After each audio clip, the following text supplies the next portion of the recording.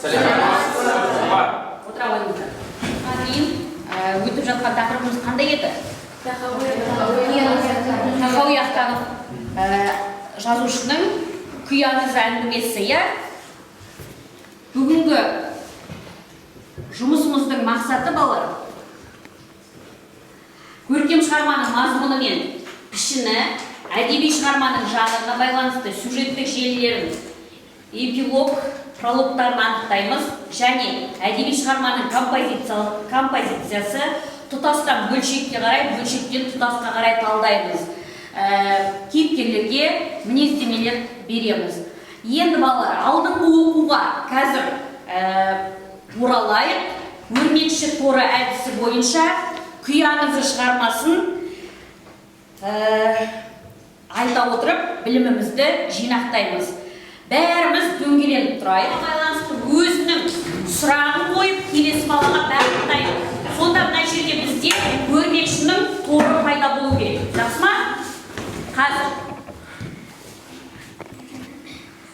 Шәкірттің ұстазға деген құрметі осы шығармада, күй аңызы шығармасында шәкірттің ұстазға деген құрметі қалай көрініс тапқан асылай?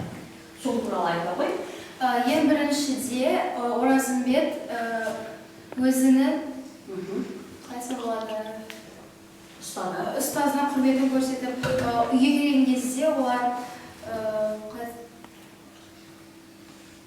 не істейді? Қосылуына не істейді? Мүмкіндік береді, иә? Ұстазы шәкіртке, иә? Ал шәкірті де ұстазын сыйлайды, иә? Ағарай кімге сұрақ қоясың осы шығарма бойынша? Жаңылдың мінезі қандай болды? Не? Өзің бір жетін алып қал осылай, сосын жіпті. Жаңыл өте кейіпкер играет, мінезі де жақсы, өзінің айтқанына тұратын, қарсақ қыз. Өзінің дегеніне жетуді көздейді, иә? Ағарай кімге сұрақ қоясың? Жіптің жетін алып қаласында дөңгеленіп лақтырасың. Сабина Оразымбетті қандай сақтайды? Иә, жіпті лақтыр. Сабина бересің. Оразымбеттің мінезі қандай? Даусымызды шығарамыз. Оразымбет ол үлкенге құрмет көрсететін, кішіге ізет көрсететін өнерлі жан. Өз өнерін ұстазынан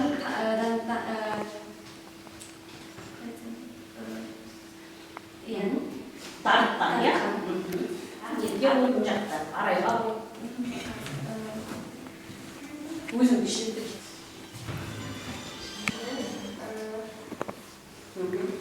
Ол қызының бақытын ойлайды және өнерді құрметтейтін адам.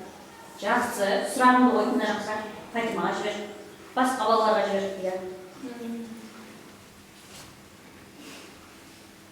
Иә? Оразымбетпен қалыптың біріне қойған шарттар.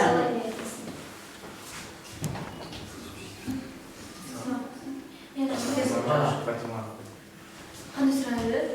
Оразымбет естемескен шалдың бір-біріне қойған шарттар қандай болды?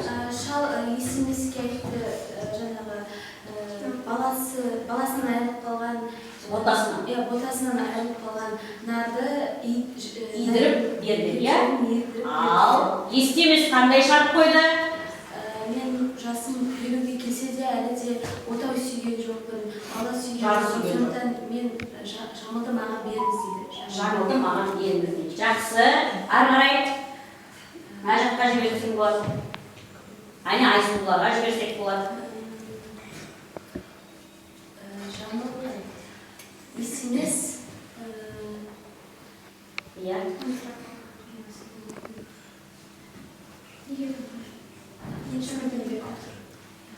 Естемес, неге өз жолын шәкіртіне берді?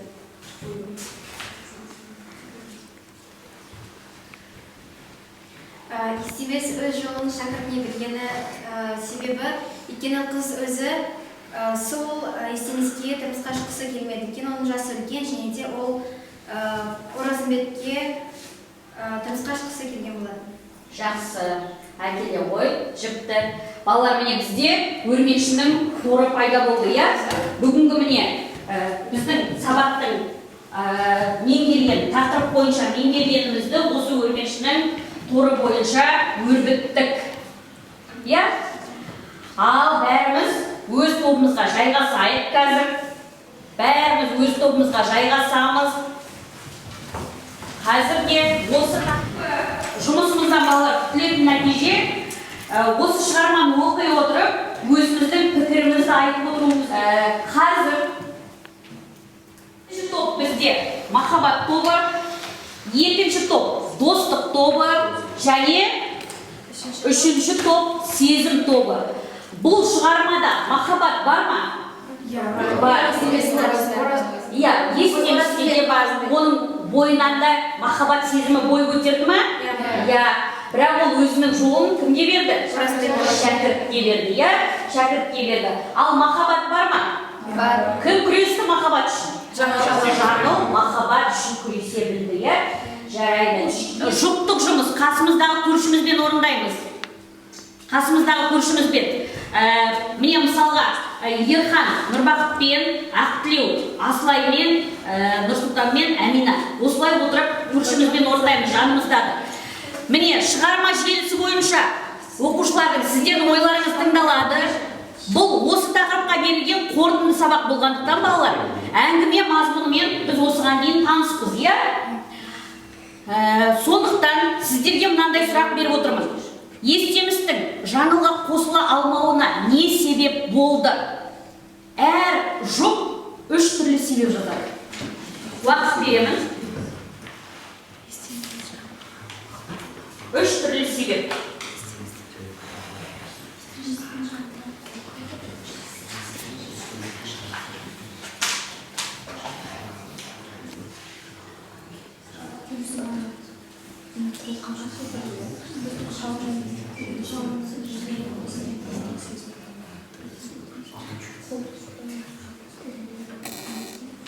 Уақыт аяқталды. Ол естемістің 50-ден асып кетуі бірінші себебі. Иә, естемістің 50-ден асқан жасы, иә. Екіншісі, ол жаңылдың естеміске сезімі жоқ болу. Иә. Және де үшіншісі, ол шал мен естемістің қолқаға түсіп, жаңылдың пікірін сұрамау. Ескермеу, иә. Жақсы, қошеметтеп қояйық. Сабина, сіздерді тыңдайық. Бірінші себебі ол естеміс жаңылдың оған тұрмысқа шыққысы келмейтінін түсінуі. Екіншісі, қыздың жаңылдың пікірін ескермегені. Үшіншісі, естемістің жасының келуі. Иә, жасы келіп қалған, иә. Жақсы, ағырай. Біріншісі, жаңыл өзінен үлкен қартаған естеміске тұрмысқа шыққысы келмеуі. Екіншісі, олар жаңылды жай ғана сөз алмасуымен оны тұрмысқа бергісі келгені. Және үшіншісі, жаңылдың ойын сұрамағаны. Жақсы. Жауап бердік па? Бердік. Шығарманың идеясын ашып отырмыз ба? Иә. Өз пікірімізді ортаға сала алдық па? Жақсы. Дәлел келтірдік пе? Шығармадан келтірдік, иә? Жаңылдың жаңағы сезімі туралы айттық. Ал енді қазір мынандай тапсырма топтарға. Бірінші топ, махаббат тобы. Шығарманың композициялық құрылымына талдау жасаймыз. Екінші топ, достық тобы. Шығармадағы кейіпкерлердің портретін тауып жазамыз. Кім қандай екен? Үшінші топ, сіздер шығармаға осы күяңызды шығармасын шағын мәтіндерге бөліп тастасақ, қандай тақырыптармен жұмыс істеуімізге болады? Яғни қарапайым жоспар құрып береміз. Иә? Қазір мен сіздерге қағаз беремін. Алдарыңызда не жатыр? Фломастер. Иә?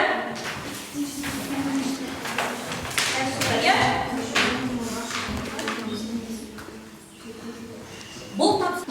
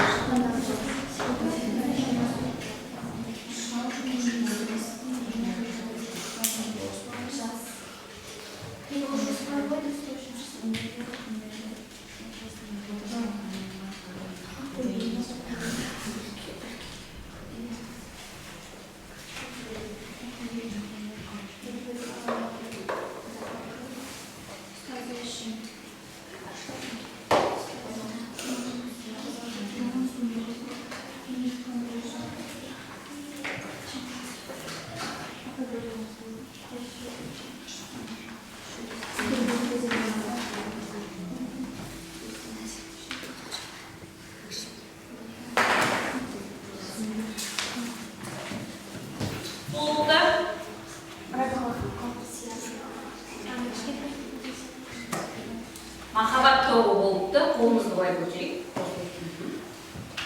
Міне. Әне қолдарыңызды көтермедіңіздер. Әне, үшінші топта болып жатыр. Екінші топ болып па? Жақсы. Ал ортаға біздер жұмысты іліп тастаған. жолға шығу. Оқиғайна болу. Жалғыз нардың кезігуі, арулананың зары, домбыра тәрбітуі және жалғыз қараша үйге кіруі.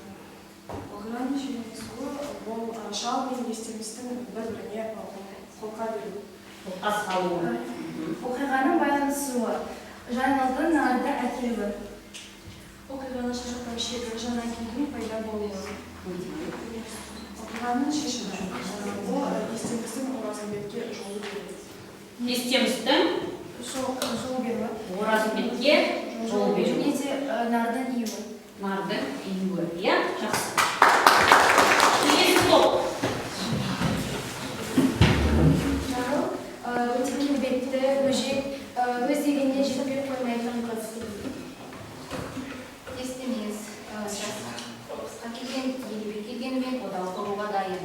Ол ақылды және өте дана болған кісі, өнерлі де болған. Оразымбет, жас, өнерлі, ақылды, үлкенді құрмет тұтатын, келбетті, өте Жаңылдың әкесі қиындыққа төзе білетін, қонақжай, ақылды, қызының бақыты үшін бағына дайын кісі. Жақсы, келісеміз ба? Келісеміз. Келесі шығарма желісі бойынша.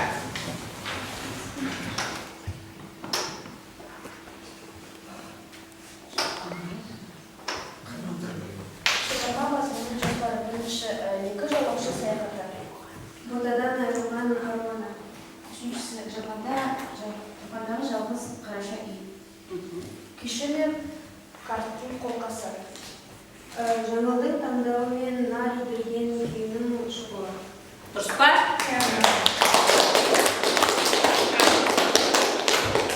Енді өз көзқарасын білдіріп, кейіпкерлердің портретін тауып мінездеме берді.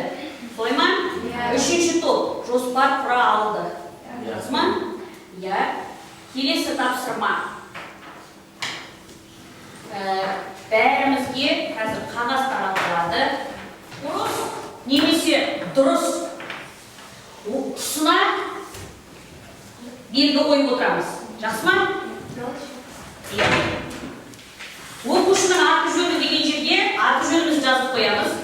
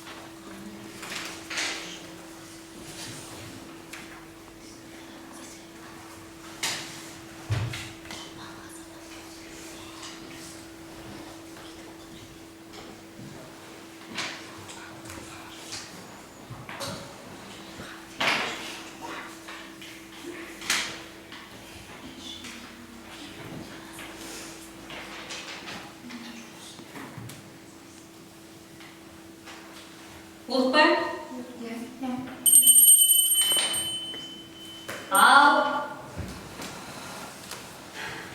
бірінші сұрақты Ерхан оқи ғой, тұра ғой, оқи ғой. Тахауи Ахтановтың соңғы романы «Шырағым сөнбесін» деп аталады. Енді балалар өзара көршілерімізбен алмасамыз, бір-бірімізді тексеріп отырамыз.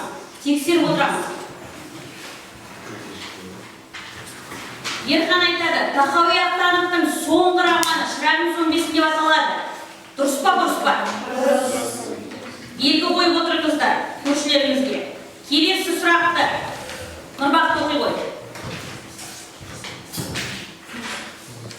Күй аңызы шығармасында Ипантау деген тау атауы. Бар ма? Бар. Қойып отырыңыздар. Белгіні. Қыздың ағасының аты ма? Дұрыс па, бұрыс па? Бұрыс. Белгі қойып отырамыз. Келесі Фатима оқи қой. Шығармада қарт күйші мен қыздың әкесі бір-біріне қолға салады. Дұрыс па?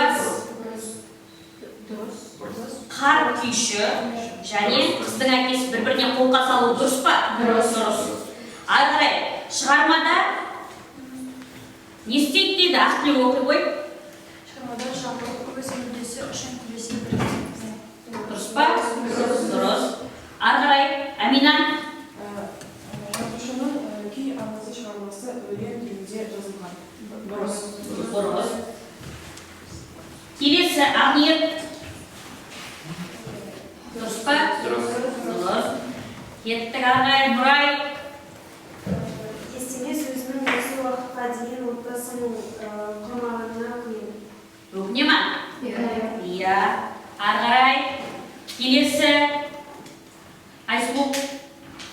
Қария өзінің қызын қарт күйшіге малға сатады. Дұрыс. Дұрыс. Ары қарай Ақмарал. Кейбір құдіретін арты едірді. Дұрыс. Дұрыс. Енді санап шығамыз. Көршімізде неше дұрыс, неше бұрыс бар. Астына жазып қоямыз. Жақсы ма? Дұрыс қанша, бұрыс қанша.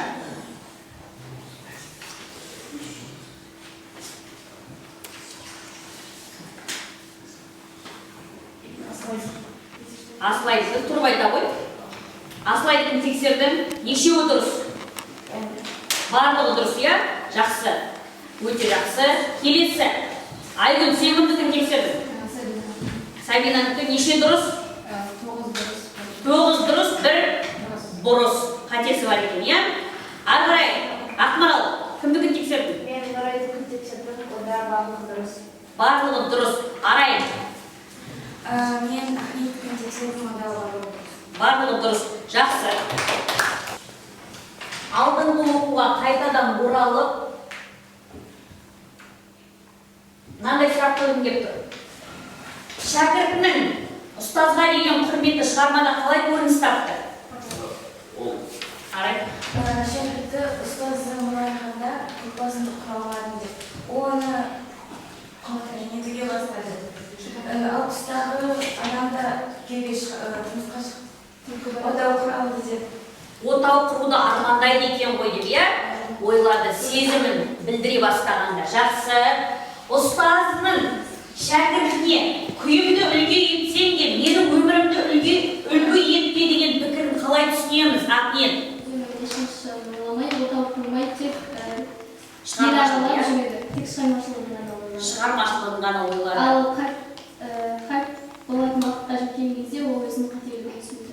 Қателігін түсінді, өкіне бастады, иә? Сондықтан шәкіртіне қандай өсиет айтты? Күйімді үлгі етсін де мен Өмірімді үлгі етпе деді. Баға беріледі, қалай көрінеді? Айсұлу көрінеді. Өйткені ол елден асқан оразбекке емес, жас есін шешкісі келеді. керісінше не істеді? Кім айтады? Кім толықтырады? Айтқаныма қоса кесе бар ма? Қоса кесе. Екеуі де ойнасын деп шығарып қояды. Иә, екеуі де күйді тартсын дейді, иә? Егер де екеуінің өнерін Көрейік. қайсысы басым түседі екен деп, иә? Жақсы, әрі бөжет қадам жасады. Солай ма? Қалай толықтырып айтуға болады? Шығармаға жасалған кіріспе, иә? Бұл шығармада пролог қалай басталды? Кім айтады? Екі жолаушының Ипан тауына келе жатқаны.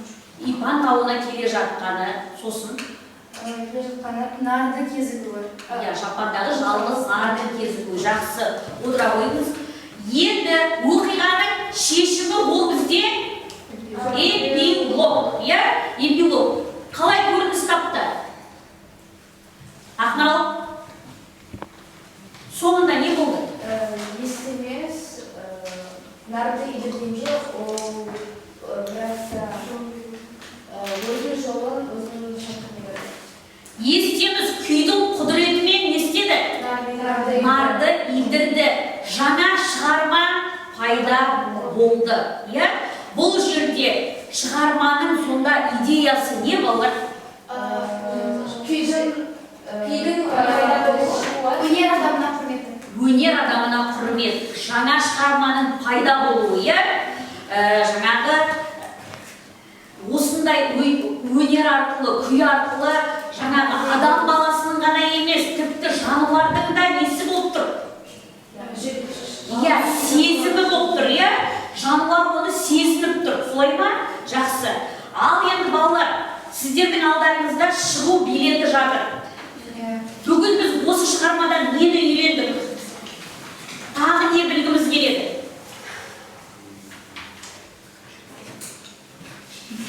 Осыны толғайып бір-екі балаға оқытамыз сосын.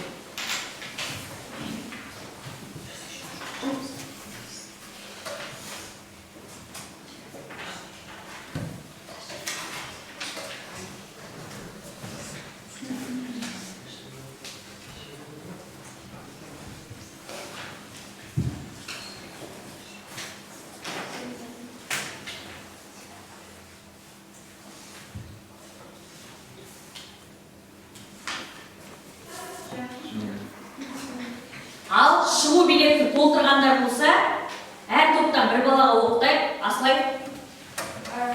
Бірінші сұрақ, сіз бүгін не үйрендіңіз? Өнер адамын әр кезде құрметтеу. Тағы да не білгіңіз келеді? Өнер адамының оқиғалары. Өнер адамдары туралы осындай оқиғаларды білгіңіз келеді. Жақсы, тамаша. Келесі, екінші топтан. Сабина. Шығармашылыққа жақын адам туралы білдік. Және де сондай адамдарда ғана емес, жануарлардың да сезу жүйесі бар екенін білдік. Тағы да болашақта мен осындай қызықты оқиғаларды білгіңіз келеді. Жақсы. Ақниет.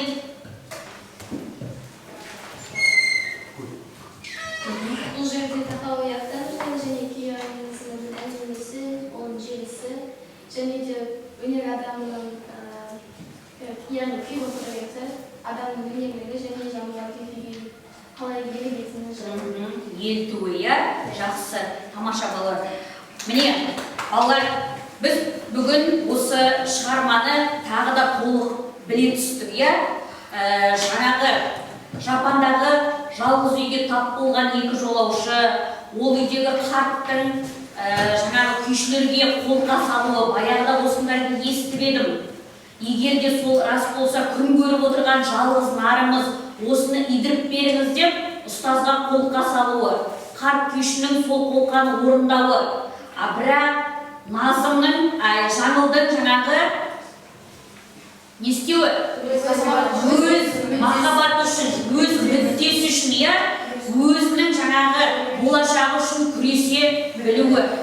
Әрине, бұл қазақ қыздарына тән қайсарлық көрсетіп тұр бұл жерде, және барлық жаңағы кез келген адам құрметтейтін өнер адамның бойындағы осындай бір талантты бізге тахауияқтанып жазып мұра етіп қалдырған екен. Бүгінгі күні де осы шығарма өзінің құнын жойған жоқ.